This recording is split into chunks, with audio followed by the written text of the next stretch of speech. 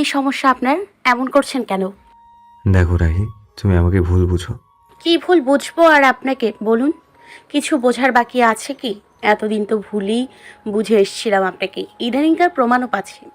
আমি জানি তখন ওভাবে মানা করায় তুমি রেগে আছো আমার উপর, কষ্টও পেয়েছো, কিন্তু আমার দিক থেকেও বিষয়টা একবার ভেবে দেখা ট্রাই করো। এটাই তো আপনার প্রবলেম স্বপ্নিল। প্রত্যেকবার আমাকেই আপনার দিকটা ভেবে দেখতে হবে, কিন্তু আপনি কোনোদিনও আমার দিকটা ভেবে দেখলেন না। স্বপ্নিলকে অবাক করে হতাশ কণ্ঠে গর্জে ওঠে রাহিতা। বিয়ের পর থেকে চলা নিজের মন ও মস্তিষ্কের এ অদৃশ্য লড়াইয়ে যেন সে ভীষণ ক্লান্ত। সবসময় চুপচাপ হাসি মুখে স্বপ্নিলের সব কথাকে, সব শর্তকে সে মেনে নিয়েছে। ওর যেন কোনো কষ্ট না হয় সেদিকটা ভেবে দেখেছে। কিন্তু স্বপ্নিল, সে কি ওর মতো করে ভেবেছে? সে তো সবসময় নিজের দিকটাই ভেবে দেখেছে। আর কতদিন মনের কষ্ট মনে লুকিয়ে রাখবে রাহিতা?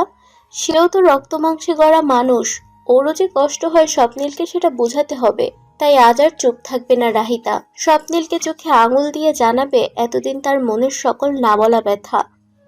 আপনার যখন ইচ্ছে হয় আমার উপর অধিকার দেখান, আবার যখন ইচ্ছে হয় আমাকে বউ হিসেবে অস্বীকার করেন। এটা কোন ধরনের আচরণ? মানে কি এসবের? আমার কি খারাপ লাগে না? রাহি, তুমি বুঝছো না ব্যাপারটা। আমি তোমায় বউ হিসেবে অস্বীকার করিনি। আমি শুধু বলেছিলাম। আপনি শুধু বলেছিলেন আমায় বউ হিসেবে মেনে নিতে পারছেন না, তাই তো? স্বপ্নিল মাথা নাড়াতেই রাহিতা আবারও বলে, তো সেটা কি ইনডাইরেক্টলি বউ হিসেবে অস্বীকার করা হলো না? চুপ আছেন কেন, বলুন। এবার স্বপ্নিল কথা বলার ভাষা পায় না। সে নিজের কথায় নিজেও লজ্জিত। কিছুক্ষণ ওর উত্তরের আশায় চেয়ে থেকেও স্বপ্নিলকে নীরব দেখে তাচ্ছিল্যের হাসি হাসে রাহিতা। অশ্রুসিক্ত চোখে ভাঙা গলায় বলে, জানেন, বিয়ে নিয়ে প্রত্যেকটা মেয়েরই একটা আলাদা স্বপ্ন থাকে। জীবন সঙ্গীকে ঘিরে কিছু সূক্ষ্ম চাওয়া পাওয়া থাকে। আমি ওর ব্যতিক্রম নই। এসব শখ আমারও ছিল, কিন্তু দুর্ভাগ্যবশত আপনার মতো আমিও পরিস্থিতির শিকার হই, যার ফলে বিয়ে নিয়ে আমার সকল চাওয়া পূরণ হওয়ার আগেই স্থির হয়ে যায়। তবু আমি কখনো এসব নিয়ে কমপ্লেন করিনি। কেন জানেন? শুধু আপনার কথা ভেবে। কারণ আমি বুঝেছি আপনার কষ্ট, কোন পরিস্থিতিতে আমাদের বিয়ে হয়েছিল সবটা বুঝেছি। নিজের কোনো দোষ না থাকার পরেও, নিজের অধিকার থেকে বঞ্চিত হয়েও আমি কখনো কোনো অভিযোগ করিনি। কথার বলার মাঝে যেন খানিকটা ভেঙে পড়ে রাহিতা। নিজেকে সামলাতে ব্যর্থ হয়ে বসে পড়ে ফ্লোরে। সদা নিজেকে সামলে রাখা রাহিতাকেও প্রথমবার এতটা ভেঙে পড়তে দেখে স্বপ্নিলের ভেতরটা দুমড়ে মুচড়ে ওঠে। বুকের মাঝে কোথাও এক অদ্ভুত চিনচিনে ব্যথা শুরু হয়। রাহিতার পাশে সেও বসে পড়ে মাটিতে। দুহাতে ওর চোখের পানি মুছে দিতে যাবে, ঠিক তখন ওর হাত থামিয়ে দেয় রাহিতা। নিজ হাতে চোখের পানি মুছে দিয়ে বলে, আমি সব সময় আপনার কথা ভেবে নিজের অনুভূতিকে সরিয়ে রেখেছি স্বপ্নিল। আপনি যেন আমার সাথে কমফোর্টেবল হন, আমার সাথে সুখ দুঃখের কথা শেয়ার করেন, এজন্য আপনার বন্ধু হয়েছি। কিন্তু বিনিময়ে আমি কি পেয়েছি? আপনার বিবাহিত স্ত্রী হয়েও আপনার মুখে বারবার বউ হিসেবে মানি না শুনেছি। আপনার উপর আমার অধিকার থাকার পরেও আমি কখনো অধিকার দেখানোর সুযোগ পাইনি, অথচ আপনি বউ হিসেবে মানি না বলেও দিব্যি বহুবার আমার উপর অধিকার দেখিয়েছেন। আমার অনেক কিছুতে হস্তক্ষেপ করছেন। কেন? এই যে কথায় কথায় বন্ধু বন্ধু করেন, কখনো কি মনে হয় না এই বন্ধুরূপী মেয়েটা প্রকৃত অর্থে আমার বউ? তারও একটা স্বাভাবিক বৈবাহিক সম্পর্কের ইচ্ছা থাকতে পারে, কিন্তু আপনি বারবার কখনো বন্ধুত্বের নয়তো কখনো দায়িত্বের দোহাই দিয়ে আমার থেকে সে অধিকারটুকু কেড়ে নিয়েছেন। আর কতদিন এভাবে চলবে বলুন? কাঁদতে কাঁদতে রাহিতার হিচকি উঠে গেছে। কান্নার দমকে একটু পরপর দৃশ্যমানভাবে কেঁপে উঠছে শরীর। স্বপ্নিল এক দৃষ্টি ওর মুখের দিক চেয়ে আছে। ওর দৃষ্টিতে কিছুটা বিস্ময়, বেশ খানিকটা অপরাধ বোধ। রাহিতার কথায় আজ নিজের নজরে যেন নিজেই ছোট হয়ে যাচ্ছে স্বপ্নিল। আসলেই সে তো কখনো এভাবে ভাবেনি। সে তো সদা স্বার্থপরের ন্যায় নিজের দিকটাই ভেবে এসেছিল। নিজের কষ্ট সামাল দিতে দিতে রাহিতার মনের এ বেহাল দশা যে ঘোড়া খড়েও টের পায়নি সে। অপরাধী দৃষ্টিতে আলতো হাতে রাহিতার দুগাল স্পর্শ করলো স্বপ্নিল। মাথা নিচু করে কাঁদতে থাকা রাহিতা হঠাৎ স্বপ্নিলের স্পর্শে চমকে মাথা উপরে তুলল। মুহূর্তেই চোখাচোখি হয় ওর দিকে গভীরভাবে তাকিয়ে থাকা স্বপ্নিলের সাথে, যার দৃষ্টিতে স্পষ্ট অনুতাপ, স্বচ্ছ অপরাধ বোধ। সেদিক চেয়েই ধীরস্বরে রাহিতা বলে, আমি ক্লান্ত স্বপ্নিল, বড্ড বেশি ক্লান্ত। আমার দম বন্ধ লাগছে, আমায় একটু একা থাকতে দিন। রাহিতার কথায় এবার টনক নড়ে স্বপ্নিলের।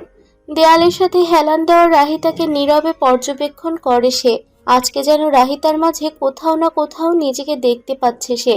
একা কষ্ট সহ্য করার যন্ত্রণা স্বপ্নিল খুব ভালো করেই জানে। তার রাহিতাকে একটু সময় দিল চুপ থাকার। মুখে কিছু না বলে দুহাতে যত্ন সহকারে চোখের পানি মুছে দিল ওর। অতঃপর সেভাবেই আলগোছে পাজা কোলে তুলে নিল রাহিতাকে। নিজের কষ্টে আজ এতটাই নিমজ্জিত রাহিতা যে স্বপ্নিলের প্রথমবার ওকে কোলে নেওয়াতেও কোনোরূপ রিয়্যাক্ট করার সময় পেল না। সেভাবেই চুপটি করে লেপ্টে থাকলো স্বপ্নিলের বুকের সাথে। শুনতে থাকলো ওর দ্রুত গতিতে ধুকপুক করতে থাকা হৃদস্পন্দন। রাহিতাকে ধীরে সুস্থে বিছানায় শুইয়ে দিল স্বপ্নিল। এসি অন করে গায়ে কাঁথা টেনে দিল। নিশ্চুপ রুমে শুধু একটু পরপর রাহিতার নাক টানার আওয়াজ শোনা যাচ্ছে। স্বপ্নিলটাও যেন আজ আশ্চর্য রকম নীরব। বিছানায় হেলান দিয়ে আধশোয়া হয়ে একটু পর পর পাশ ফিরে শোয়া রাহিতার মাথায় হাত বুলিয়ে দিচ্ছে। নীরবেই বুঝিয়ে দিচ্ছে ওর কষ্টে সে একা নয়, স্বপ্নিলও ওর পাশে আছে। কিছু সময় অতিবাহিত হতেই থেমে গেল নাক টানার শব্দ। শান্ত হয়ে এলো রাহিতার শ্বাস প্রশ্বাস। স্বপ্নিল টের পেল রাহিতা ঘুমিয়ে গেছে। বুকের মাঝে চেপে রাখা এক দীর্ঘশ্বাস ছাড়ল সে। ধীর পায়ে বিছানা থেকে উঠে গিয়ে ঘুমন্ত রাহিতার মুখোমুখি বসলো ফ্লোরে। বেশ কিছুক্ষণ নীরবে মনোযোগ দিয়ে পর্যবেক্ষণ করলো নিজের বউকে। চোখের পানির দাগ এখনো বোঝা যাচ্ছে গালে। কিভাবে পড়লো, কিভাবে পারলো সে এই মেয়েটাকে কষ্ট দিতে? স্বপ্নিল তো কখনো এটা চায়নি, অথচ নিজের অজান্তে সে নিজেই সবচেয়ে বড় কষ্ট দিয়ে ফেলেছে রাহিতাকে। তাও এতদিন ধরে যা চুপচাপ নিজের মনে পুষে রেখেছিল মেয়েটা। অপরাধবোধ তীব্র হয়, অনুভূতিটা দিশেহারা। তপ্ত শ্বাস ফেলে অনুতপ্ত স্বপ্নিল একটি শক্তপোক্ত সিদ্ধান্ত নেয়। মস্তিষ্কের বিরুদ্ধে যে মনের কথায় সায় দেয়। নিজের বউকে মন থেকে বউ হিসেবে মেনে নেওয়ার সিদ্ধান্ত, এটাই রাহিতার প্রাপ্য। পরদিন সকালে রাহিতা ঘুম থেকে ওঠার আগেই অফিস চলে যায় স্বপ্নিল। সারাদিন একবারও দেখা বা কথা কোনোটাই হয়নি দুজনের। বিকেলে শাশুড়ি ও ননদের সাথে বাসার পাশের পার্কে হাঁটতে গিয়েছিল রাহিতা। আপাতত মন ভালো আছে তার। অবশ্য মন ভালো হওয়ার আরেকটি কারণ আছে, এবং তা হলো দিলারা বেগম স্পষ্ট নির্দেশ দিয়েছেন রাহিতাকে তামান্নার বার্থডে পার্টিতে যাওয়ার জন্য। বিকেলে রিমি ফোন করে রাহিতা পার্টিতে যাওয়ার কথা মানা করে দেয়। তখন সে জেদ করে ওকে রাজি করানোর চেষ্টা করে এবং এক পর্যায়ে ওকে মানাতে হাল ছেড়ে শেষমেশ দিলারা বেগমের সাথে কথা বলে ওনাকে রাজি করায়। ফলস্বরূপ সন্ধ্যায় শাশুড়ির অনুমতিতে পার্টির জন্য আয়নার সামনে দাঁড়িয়ে রেডি হচ্ছে রাহিতা। গাঢ় নীল রঙের সালোয়ার কামিজে বেশ ফুটফুটে লাগছে তার উজ্জ্বল ত্বক। চুল আছড়ে পরিপাটি হওয়ার মাঝেই রুমে ঢুকে স্বপ্নিল। সেজেগুজে রেডি হওয়া রাহিতার দিকে তাকিয়ে কিছুক্ষণের জন্য থমকে দাঁড়ায় সে। স্বপ্নিল জানে রাহিতা কোথাও যাচ্ছে, কারণ বাসায় প্রবেশ করতেই দিলারা বেগম স্পষ্ট জানিয়েছে তাকে রাহিতার যাওয়ার কথা, এবং একই সাথে বলে দিয়েছে স্বপ্নিল যেন এক্ষেত্রে আর দ্বিমত না করে। মায়ের কথায় সায় দিয়ে সে নিজেও চলে এসেছে উপরে, কেননা সে নিজেও অফিসে বসে ভাবছিল বাসায় এসে রাহিতাকে পার্টিতে নিয়ে যাবে। মায়ের কাজে সুবিধাই হলো, আনমনে ভাবে স্বপ্নিল। ফ্রেশ হয়ে এসে রাহিতাকে আপাতমস্তক ভালোভাবে লক্ষ্য করে, চোখ সরু করে জিজ্ঞেস করে, বার্থডে করতে যাচ্ছ না বিয়েতে? এত সাজগোজ করার মানে কি? আমি যেটাই করি তাতে আপনার এত সমস্যা কেন হয়? তেড়ে এসে বলে রাহিতা। ওর আচরণে হাসে স্বপ্নিল। মেয়েটা যে এখনো ওর উপর রেগে আছে বেশ বুঝে সে। কিছু না বলে এগিয়ে এসে রাহিতার পাশে দাঁড়িয়ে আয়নায় নিজের চুল ঠিক করে স্বপ্নিল। অতঃপর ড্রেসিং টেবিল থেকে শরীরে পারফিউম লাগাতে লাগাতে বলে, মজা করছিলাম, এখন চলো বের হই। পার্টি কয়টায় শুরু তোমার? 8টায়। কিন্তু আপনি কোথায় যাচ্ছেন? অবাক হয়ে জিজ্ঞেস করে রাহিতা। আয়নায় সেদিক চেয়ে ওর বিস্ময় ভরা চাহনি দেখে স্বপ্নিল আচমকা খানিকটা ঝুঁকিয়ে এসে ফিসফিসে বলে, আমার বউ বাইরে পার্টি করবে আর আমি বাসায় বসে থাকবো, এমন কি হয়? সে যেখানে যাবে আমিও সেখানেই যাব, বুঝেছো এবার? চলো, লেট হচ্ছে তো। কথাগুলো বলেই রাহিতার হাত ধরে রুম থেকে বের হয় স্বপ্নিল। এদিকে ওর কথার ধ্বনি রাহিতার কানে বাজে বেশ কিছুক্ষণ। আমার বউ মন মস্তিষ্কে প্রতিফলিত হয় বরাংবর। এটা আদৌ স্বপ্নিল তো? রাহিতার ছোট্ট মনে ভর করে বিস্ময়। ধানমন্ডি ৩২। গাড়ি এসে থামলো কাঙ্ক্ষিত রেস্টুরেন্টের সামনে। ছোটখাটো এরিয়া জুড়ে শৌখিনতায় ঘেরা সুন্দর আড্ডা দেওয়ার স্থান। স্বপ্নিলের পছন্দ হলো জায়গাটা। সন্ধ্যায় এদিকটা ভিড় থাকার কথা হলেও কাকতালীয়ভাবে আজ খুব একটা ভিড় নেই। গাড়ি নেমে গিয়ে রাহিতার জন্য দরজা খুলে দিল স্বপ্নিল। সে গাড়ি থেকে নামতেই স্বপ্নিল বলে, ডোন্ট ওয়ারি, আমি জানি এটা তোমার ফ্রেন্ডসদের পার্টি। ভেতরে যাব না আমি। রাহিতা চমকায়। ভেতরে যাবে না? তবে এত দূর এলো কেন? দ্বিধান্বিত কণ্ঠে জিজ্ঞেস করে। তাহলে শুধু শুধু এত দূর এলেন যে? কে বলেছে শুধু শুধু এলাম? তোমায় রাখতে এসেছি। এটা কি আমার? ও, এটাও নিশ্চয়ই আপনার দায়িত্বের মধ্যেই পড়ে, তাই না? রাহিতার কথায় থেমে যায় স্বপ্নিল। সে তো এখন দায়িত্বের কথা বলতে চায়নি, সে তো অন্য কিছু বলতে চেয়েছিল। স্পষ্ট বুঝে রাহিতা এখনো সেই একই বিষয়টা নিয়ে অভিমান করে বসে আছে। এই অভিমান মেয়েটাকে নিয়ে কি করবেও? স্বপ্নিল কিছু বলতে চায়, বলার জন্য মুখ খোলে, কিন্তু এরই মাঝে বাধা দেয় রাহিতার ফোন। কর্কশ শব্দে বেজে ওঠে রিংটন। তামান্না ফোন দিয়েছে। লক্ষ্য করে ফোন কেটে দেয় রাহিতা। স্বপ্নিল কিছু বলার পূর্বেই বলে, আমার ফ্রেন্ড কল দিয়েছে, আমি ভেতরে যাব এখন। আপনি কি করবেন এতক্ষণ? হ্যাঁ, তুমি ভেতরে যাও। এখান থেকে মিনিট ৫ দূরে আমার এক ফ্রেন্ডের রেস্টুরেন্ট। আমি ওর সাথে দেখা করব। তুমি কখন বের হবে তার আগে আমায় একটা কল দিও, আমি চলে আসবো। আচ্ছা, ঠিক আছে। স্বপ্নিলের থেকে বিদায় নিয়ে রাহিতা প্রবেশ করে ভেতরে। যতক্ষণ না ওর অবয়ব কাচের দরজার ওপাশে মিলিয়ে যায়, ততক্ষণ সেদিকে চেয়ে রয় স্বপ্নিল। এরপর হাতঘড়িতে সময় দেখে নিয়ে গাড়িতে ঢুকে সে নিজেও চলে যায় বন্ধুর রেস্তোরাঁর উদ্দেশ্যে। রাহিতা যেতেই ওকে দেখে এগিয়ে আসে বন্ধুরা। দেখা গেল সে সবার লেটে এসেছে, তাই এতক্ষণ কেক কাটার আগে ওর জন্যই অপেক্ষায় ছিল সবাই। তাই ওকে আসতে দেখে একবার ছুটে গেল সব ওকে নিয়ে আসার জন্য। রেস্টুরেন্টের এই এক কর্নার পুরোটাই বুক করেছে তামান্না ও সব ক্লোজ বন্ধুদের সাথে সময় কাটানোর জন্য। পার্টি বেলুন দিয়ে সুন্দর করে সাজানো হয়েছে টেবিল, সেখানেই রাখা আছে কেক। যথারীতি সবার উপস্থিতিতে কেক কাটা হলো। সবাই একে অপরকে কেক খাইয়ে দিল।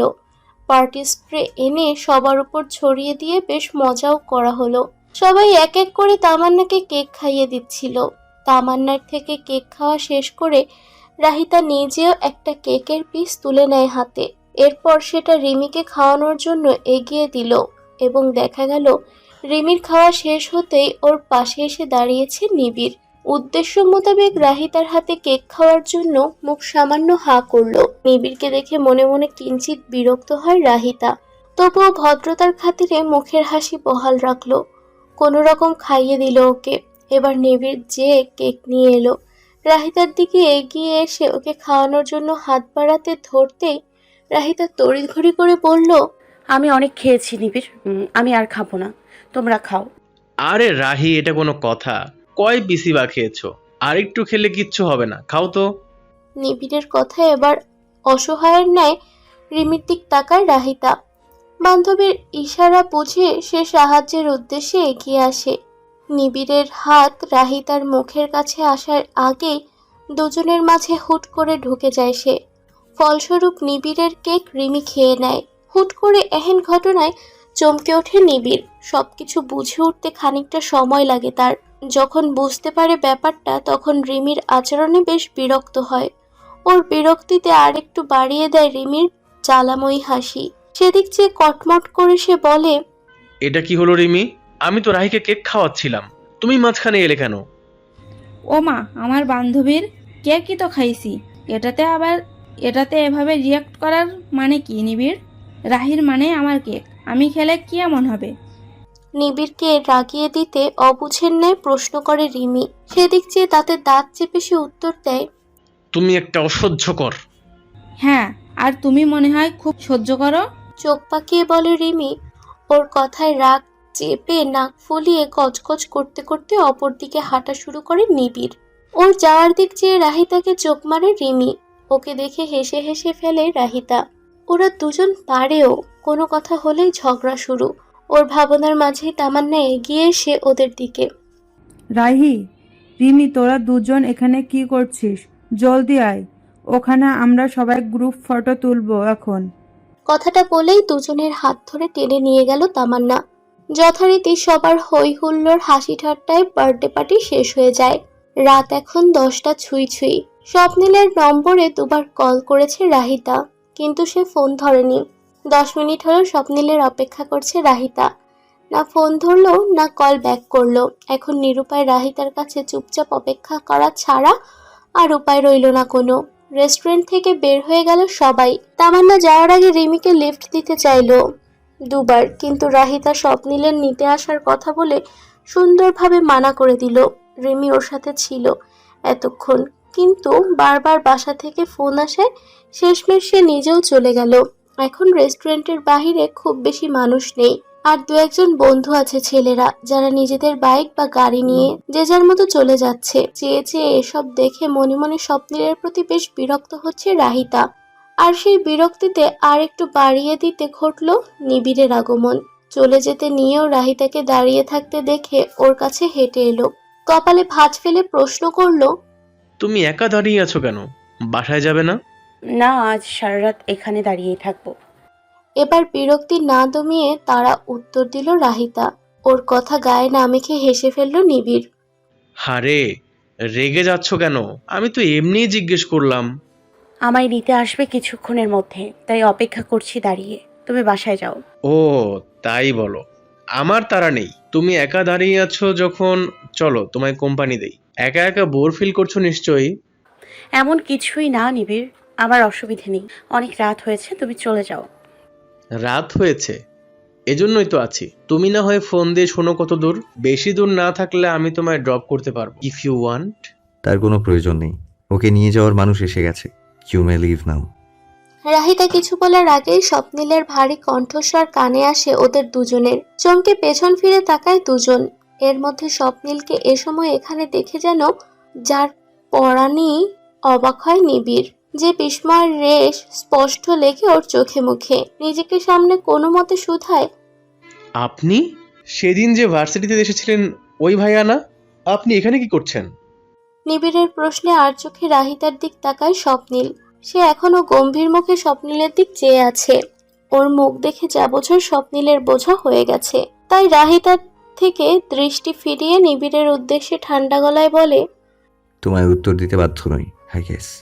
স্বপ্নিলের কথায় খানিকটা অপমান বোধ করে নিবিড়। সেদিক পাত্তা না দিয়ে রাহিতার কাছে এগিয়ে ওর হাত ধরে স্বপ্নিল বলে, চলো, অনেক রাত হয়ে যাচ্ছে। স্বপ্নিলের কথায় তীক্ষ্ণ দৃষ্টিতে তাকায় রাহিতা। এমনভাবে বলছে যেন ওর জন্য দেরি হলো, অথচ স্বপ্নিলের জন্যই তো এতক্ষণ অপেক্ষা করতে হলো ওকে। পুরনো রাগ মাথাচাড়া দিতেই মুহূর্তে নিজের হাত ছড়িয়ে নেয় সে স্বপ্নিলের থেকে। এরপর নিজেই রেগেমেগে হন হন করে এগিয়ে যায় রাস্তার ওপর দাঁড়িয়ে থাকা গাড়ির দিকে। বিচলিত স্বপ্নিল রাহিতার পিছু পিছু ছুটল। এমন সময় নিবিড় বাধা দেয় ওকে। বলা বাহুল্য, এতক্ষণ দুজনের সবকিছু নিবিড় পর্যবেক্ষণ করছিল সে। এদের দুজনের মাঝে কিছু চলছে, এ বিষয়ে নিবিড় আপাতত নিশ্চিত। তাই কৌতূহল দমিয়ে রাখতে না পেরে অবশেষে জিজ্ঞেস করে বসে, আচ্ছা ভাইয়া, আপনারা দুজন কি ডেট করছেন? পথে বাধা পেয়ে প্রচুর বিরক্ত হয় স্বপ্নিল। তার মধ্যে নিবিড়ের এমন বোকা প্রশ্ন শুনে রাগটা বেড়ে যায় তরতর করে। রাগ নিয়ন্ত্রণ করে উত্তর দেয়, না, এখন সর্বসামনে থেকে। না মানে, কিন্তু আপনাদের দেখে তো মনে হলো আপনাদের মাঝে কোনো সম্পর্ক। হ্যাঁ, সম্পর্ক আছে তো। উই আর ম্যারিড, আমি ওর হাজব্যান্ড। হোয়াট? কিন্তু সেদিন না রাহি বলল। সেদিন ও যা বলেছে সেটাও মিথ্যে নয়, কিন্তু তার চেয়েও বড় সত্যি হচ্ছে রাহি আমার বউ। হয়েছে সব জানা। হ্যাপি? নাও এক্সকিউজ মি, আমায় যেতে দাও এখন। এবার নিজ হাতেই নিবিড়কে সরিয়ে দিয়ে খানিকটা চেঁচিয়ে বলে ওঠে স্বপ্নিল। এদিকে রাহিতা বিবাহিত জেনে যেন আকাশ থেকে পড়ে নিবিড়। মেয়েটা বিয়ে করেছে? কবে? কই, সে তো জানালো না কখনো। রাহিতা কোনো দিন বলেও নি ভার্সিটিতে। শেষমেশ ও কিনা এতদিন একটা বিবাহিত মেয়েকে পছন্দ করে এসেছিল। মনে মনে বড্ড হতাশ হয় নিবিড়। এদিকে গাড়িতে বসা রাহিতার কাছে যেতে যেতে রাস্তা পার হয়ে কি মনে করে যেন থেমে যায় স্বপ্নিল। এক পলক পিছন ফিরে থমকে থাকা নিবিড়ের দিক তাকিয়ে ওর উদ্দেশ্যে শীতল কণ্ঠে বলে, আমি বুঝেছি তুমি কি ভাবছো এখন, কিন্তু রাহিকে লাইন মেরে লাভ নেই আর। She is not for you. ওর থেকে দূরে থাকবে সব সময়। ঘড়ির কাঁটায় রাত 11টা ছুঁই ছুঁই। রাস্তাঘাট তুলনামূলক ফাঁকা থাকায় গাড়ি চলছে নির্বিঘ্নে। এরই মধ্যে বেশ কয়েকবার ড্রাইভ করার ফাঁকে ফাঁকে স্বপ্নীল আর চোখে তাকাচ্ছে রাহিতার দিকে। সে কথা বলার চেষ্টা করেছে কয়েকবার, কিন্তু বিশেষ সুবিধা হয়নি তাতে। দু একবার হু হা করে থেমে গেছে রাহিতা। অর্থাৎ গাড়িতে বসার পর থেকে সেই যে চুপ করে বসে আছে তো আছেই, স্বপ্নীলের কথাই বলছে না কোনো। মনে মনে বেশ বিরক্ত হয় স্বপ্নীল। এত রাগ তো আজকাল সে নিজেও দেখায় না। আশ্চর্য মনের কথা ভেতরে রাখে স্বপ্নীল। মুখ ফুটে জিজ্ঞেস করেই ফেলে, কি হয়েছে তোমার? এত চুপচাপ কেন? ফোন কোথায় আপনার? এবার শীতল কণ্ঠে জিজ্ঞেস করে রাহিতা। ওর কথায় কপালে ভাঁজ সোজা হয় স্বপ্নীলের। এতক্ষণে বুঝে রাহিতা কেন চুপ আছে। জিভ দিয়ে শুষ্ক ঠোঁট ভিজিয়ে উত্তর দেয়, ও, এই জন্য এত রেগে আছো? অনেক ফোন দিয়েছিলে তাই না? কতবার ফোন দিয়েছি জানেন? শুধু একবার কল ব্যাক করে কি বলা যেত না আসতে দেরি হবে? আমার কত টেনশন হচ্ছিল আপনি কি বুঝবেন? স্বপ্নীলের দিক তাকিয়ে অভিমানী কণ্ঠে বলে রাহিতা। যা শুনে খানিকক্ষণ ওর দিকে নিষ্পলক তাকিয়ে থাকে স্বপ্নীল। অতঃপর দৃষ্টি সামনের দিকে ফিরিয়ে ড্রাইভ করতে করতে বলে, সরি রাহি, জানি তোমায় অপেক্ষা করিয়েছি, কিন্তু আমি ইচ্ছে করে এমন করিনি। আসলে হয়েছিল কি জানো, আমার 2-3টে বন্ধু যোগ দিয়েছিল আমাদের সাথে। সবাই ডিনার করে আড্ডা দেওয়ার মাঝে সময় পেরিয়ে যায়। তার মধ্যে আমার ফোনে চার্জও কম ছিল। সাইলেন্ট করেছিলাম অফিসে। বাসায় এসে সেটা চার্জে দেওয়া বা সাইলেন্ট থেকে অফ করার মতো সময় ছিল না। তোমায় নিয়ে তো ডাইরেক্ট চলে এলাম না এদিকে, তাই ফোন কখন দিয়েছো বুঝতে পারিনি। একসাথে এত কিছু বলে কিছুক্ষণ দম নেয় স্বপ্নীল। অতঃপর পুনরায় বলে, তুমি এতক্ষণ পার হওয়ার পরেও ফোন দিচ্ছিলে না দেখে আমার চিন্তা হয়। হাত ঘড়িতে সময় দেখে ফোন দিব, এমন সময় দেখি ফোনে চার্জ শেষ, অফ হয়ে গেছে। তখন মনে হলো আমার আগেই ফোনটা চেক করা উচিত ছিল। তুমি হয়তো আমায় না পেয়ে অপেক্ষা করেছো, তাই তো আর কোনো কিছু না ভেবে দ্রুত চলে আসি। পরেও যদি তুমি রাগ করে থাকো তাহলে আমি আর কি করব? আচ্ছা ঠিক আছে। তুমি এখনো রাগ করে আছো তাই না? ঠিক আছে, বলো কি করলে তোমার ভালো লাগবে? এই প্রথম বিয়ে করেছি তো, বউয়ের রাগ ভাঙানো নিয়ে কোনো এক্সপেরিয়েন্স নেই আমার।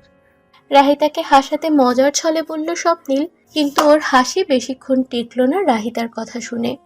প্রেম তো করেছেন আগে, প্রেমিকার রাগ ভাঙানোর অভিজ্ঞতা নিশ্চয় আছে। হুট করে স্বপ্নীলের থমথমে মুখ দেখে রাহিতার নিজেরও টনক নড়ে। কখন যে মুখ ফুসকে কথাটা বেরিয়ে গেছে মুখ থেকে টের পায়নি সে নিজেও। এখন পরিস্থিতি অন্য দিক যেতে দেখে খানিকটা অপরাধবোধ ভর করে ওর মাঝে স্বপ্নীলকে নীরব দেখে বিনিয়ে বিনিয়ে রাহিতা নিজেই বলে, আমি আসলে এভাবে বলতে চাইনি, হঠাৎ করে মুখ ফসকে বের হয়ে গেছে। It's okay. মিথ্যে তো বলনি, সত্যি বলেছ। তবে প্রেমিকার রাগ ভাঙানো নিয়েও আমার খুব একটা অভিজ্ঞতা নেই, বুঝেছ? মিষ্টি কণ্ঠে উত্তর দেয় স্বপ্নীল। ওর কথায় ভ্রু কুঁচকে তাকায় রাহিতা। গোল গোল চোখ উত্তর দেয়, কেন? আনিকা আপু রাগ করতো না বুঝি? করতো, কিন্তু তোমার মতো না। তোমায় আমি শুরুতে রাগহীন শান্তশিষ্ট মেয়ে ভাবতাম, কিন্তু এখন দেখছি তুমি আস্ত একটা অ্যাংরি বার্ড। রাহিতা চোখ পাকিয়ে তাকাতেই হেসে ফেলে স্বপ্নীল। কিছুক্ষণ বাদে গম্ভীর হয়ে বলে, আসলে আনি খুব একটা রাগ করতো না, মাঝে মধ্যে হয়তো করতো। তখন আমি ওকে গান গেয়ে শোনাতাম, কিন্তু বাদ সাধতো একটা জায়গায়। কি? আগ্রহ নিয়ে সুবিধার রাহিতা। ওর পছন্দ ছিল আধুনিক গান, আর আমার প্রিয় ছিল আগের দিনের গান। আমাদের পছন্দ একে অপরের থেকে পুরো আলাদা ছিল। হয়তো এই জন্যই শেষ পর্যন্ত আমায় আর ভালো লাগেনি ওর। নিজের মতোই আধুনিক কাউকে বেছে নিয়েছিল বিদেশ যেয়ে। কথাগুলো বলতে বলতে খানিকটা অন্যমনস্ক হয়ে পড়ে স্বপ্নীল। এতক্ষণ মনোযোগ দিয়ে ওকে লক্ষ্য করে রাহিতা। ওর প্রতিটা কথার ভাঁজে লুকিয়ে থাকা শুষ্ক বিষাদের ছাপ স্পষ্ট টের পায় সে। মনে মনে ভাবে নিজের অভিমানের আড়ালে স্বপ্নীলের পুরনো ক্ষতকে সে পুনরায় জাগ্রত করছে না তো। রাহিতার কোমল মন গলে যায় নিমিষেই। গিয়ারের ওপর রাখা স্বপ্নীলের হাতে হাত ছুঁয়ে দেয় আলতোভাবে। স্বপ্নীল ওর দিকে তাকাতেই কথা ঘুরিয়ে বলে, আগেকার দিনের গান তো আমারও ভীষণ প্রিয়, বিশেষ করে রবীন্দ্রসঙ্গীত। বৃষ্টির দিনে এক কাপ চা হাতে প্রিয়জনের সাথে বসে রবীন্দ্রসঙ্গীত অনুভব করার মজাই আলাদা। উচ্ছ্বসিত কণ্ঠে বলে রাহিতা। ওর চঞ্চলতায় নিজের বিষাদ ঝেড়ে হেসে ফেলে স্বপ্নীল। যাক, অবশেষে মেয়েটা নিজের আসল সত্তায় ফিরে এসেছে। কে বলবে কাল রাত থেকে এই মেয়েটাই তার সাথে অভিমান করে একটু আগ পর্যন্ত ছিল, কথা বলছিল না, অথচ এখন স্বপ্নিলের একটু সঙ্গ পেয়ে সে যেন আগের মতোই স্বাভাবিক ও প্রাণোচ্ছল হয়ে গেছে। মেয়েটা যে ইচ্ছে করেই স্বপ্নিলের যাতে খারাপ না লাগে সেজন্য কথা ঘুরিয়েছে তা বেশ বুঝে স্বপ্নিল, কিন্তু রাহিতাকে বুঝতে দেয় না ব্যাপারটা। মেয়েটা বড্ড সরল, স্বচ্ছ মনের অধিকারী, তাই তো হাসি মুখে রাহিতাকে এভাবেই মানায়। মনে মনে ভাবে স্বপ্নিল। ওদের কথার মাঝেই গাড়ি এসে থেমেছে বাসার সামনে। নেমে পড়ার সময় চলে এসেছে। সিট বেল্ট খুলে গাড়ি থেকে রাহিতা নামতে যাবে, এমন সময় ওর হাত ধরে আটকায় স্বপ্নিল। রাহি, হুম। আই থিংক এখন বিষয়টা ক্লিয়ার করা উচিত। কোন বিষয়? জিজ্ঞাসু দৃষ্টিতে প্রশ্ন করে রাহিতা। এক দীর্ঘশ্বাস ফেলে স্বপ্নিল বলে, আমি জানি তুমি হয়তো আমার কথায় কষ্ট পেয়েছো এই কয়দিনে, কিন্তু বিশ্বাস করো আমি ওভাবে মিন করে বলিনি তোমায়। তুমি শুধু এটাই দেখেছো যে আমি তোমায় বউ হিসেবে অস্বীকার করছি, কিন্তু এটা কখনো ভেবে দেখোনি যে তার পিছনের কারণটা কি। স্বপ্নিলের কথায় আর চোখে ওর দিকে তাকায় রাহিতা। সত্যি তো সে এটা কখনো ভাবেনি। কি এমন কারণ থাকতে পারে স্বপ্নিলের এমন করার? সে ভাবনার মাঝেই স্বপ্নিল আবারও বলে, এই যে আমি বাবার বন্ধুত্বের কথা বলতাম, সেটা কেন বলতাম জানো? কারণ আমার মতে পৃথিবীর সব সম্পর্কের মধ্যে বন্ধুত্বের সম্পর্ক সবচেয়ে সহজ, সবচেয়ে নির্মল। তুমি জানো কেন? কারণ বন্ধুত্বের সম্পর্কে এত দায়বদ্ধতা থাকে না, এত ভুল বোঝাবুঝি থাকে না, আর না থাকে কোনো জোর। কারণ বন্ধুত্ব সবার সাথে হয় না, শুধু তার সাথেই হয় যার সাথে মানুষ মনের মিল খুঁজে পায়, যার সাথে মন খুলে জীবনের কথা বলা যায়, যার সাথে নির্দ্বিধায় নিজের মতো করে মেশা যায়, নিজের সব সিক্রেটস শেয়ার করা যায়। আমি তোমার আমার সম্পর্কটা সেই পর্যায়েই নিয়ে যেতে চেয়েছিলাম। আর থাকলো কথা আমাদের সম্পর্কের, তাহলে বলবো আমরা নিঃসন্দেহে স্বামী স্ত্রী। আর এটা আমি মুখে একবার কেন, হাজারবার বললেও দুনিয়ার কেউ অস্বীকার করতে পারবে না যে তুমি আমার বউ, এমনকি আমি নিজেও না। কিন্তু এত সব বুঝার পরেও ঠিক কোন কারণে আমি এই বিষয়টা বারবার এড়িয়ে চলতাম, তা কি তুমি বুঝো না? রাহিতার চোখের দিক সরাসরি তাকিয়ে প্রশ্ন করে স্বপ্নিল। যে চোখের ভাষা পড়তে দিশেহারা হয় রাহিতা, স্বপ্নিলের গভীর দৃষ্টির মাঝে হারায় মন। অদ্ভুত কম্পন ধরে তনু মনে কাঁপা কাঁপা গলায় সাহস আসে প্রশ্ন করে, কেন? কারণ আমি ভয় পাই রাহি, দ্বিতীয়বার কাউকে মন দিয়ে তাকে হারানোর ভয়, দ্বিতীয়বার কাউকে ভরসা করে তার থেকে বিনিময়ে বিশ্বাসঘাতকতা পাওয়ার ভয়। আমি জানি তুমি এমন নও, আমার সম্পর্কে এত কিছু জানার পরেও, আমার আগেরকার খারাপ আচরণ সহ্য করার পরেও তুমি আমার সাথে আছো। হয়তো তোমার জায়গায় অন্য মেয়ে হলে থাকতো না, আমি নিজেও তোমার জায়গায় হলে থাকতে পারতাম না, কিন্তু তবুও আমার মনে যে অজানা ভয় হয় সেটা কি করে থামাবো রাহি? আমায় বলো। স্বপ্নিলের প্রশ্নে নিরুত্তর হয় রাহিতা। এ প্রশ্নের কি জবাব দিবে এটা যে সে তার নিজেরও অজানা, তাই তো চুপচাপ দৃষ্টি ফিরিয়ে নেয়। মাঝে নীরবে কাটে কিছুটা সময়, মনে মনে চলে কথোপকথন। এরই মাঝে নীরবতা ভেঙে বুক ভরা এক লম্বা শ্বাস নেয় স্বপ্নিল। এরপর দৃঢ় কণ্ঠে স্বপ্নিল বলে ওঠে, স্বামী স্ত্রীর সম্পর্ক সবচেয়ে সুন্দর, সবচেয়ে পবিত্র।